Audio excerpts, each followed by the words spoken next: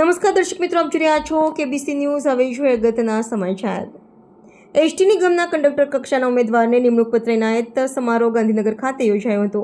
મુખ્યમંત્રી શ્રી ભૂપેન્દ્રભાઈ પટેલે ગુજરાત રાજ્ય માર્ગ વાહન વ્યવહાર નિગમ એસટીમાં નવી નિમણૂક મેળવેલા 2320 કંડક્ટર કક્ષાના યુવાનોને મહાત્મા મંદિરમાં યોજાયેલી ગૌરવશાળી સમારોહમાં નિમણૂક પત્ર એનાયત કર્યા હતા. મુખ્યમંત્રી શ્રી આ નવયુવા માનવ બળને ડેમોગ્રાફિક ડિવિઝન ગણાવતા કહ્યું હતું કે આ યુવા શક્તિની સેવાઓથી વિકસિત ભારત 2047 માટે વિકસિત ગુજરાત 2047ના નિર્માણમાં નવી ગતિ આવશે. તેમણે ઉમેર્યું હતું કે એસટી સેવાઓ સામાન્ય માનવીના જીવનને ગતિ આપે છે. મુખ્યમંત્રી શ્રી ભૂપેન્દ્રભાઈ પટેલે એમ પણ જણાવ્યું હતું કે ગામડાના કે શહેરના સૌના પરિવહન માટેની જીવાદોરી સમાન એસટીમાં થઈ રહેલા કંડક્ટર કક્ષાના ઉમેદવારો માટે પણ જનસેવાની મોટી ઈશ્વર તક આપી છે. એસટીમાં જે કાયાપલટ કર્યો છે તેની વિશેષ ભૂમિકા આપી હતી. જનસેવાના કાર્યમાં કર્મચારી યુનિયનોને પણ સહયોગ આપીને એસટી સેવા અવિરત રાખે છે તેમ તેમણે જણાવ્યું હતું. માનનીય ત્રણેય સંગઠનો દ્વારા શ્રીમાન ભૂપેન્દ્રભાઈ પટેલનું અભિવાદન કરવામાં આવ્યું હતું. અહેવાલ મુસ્તકભાઈ મેઘાણી, ભાવનગર.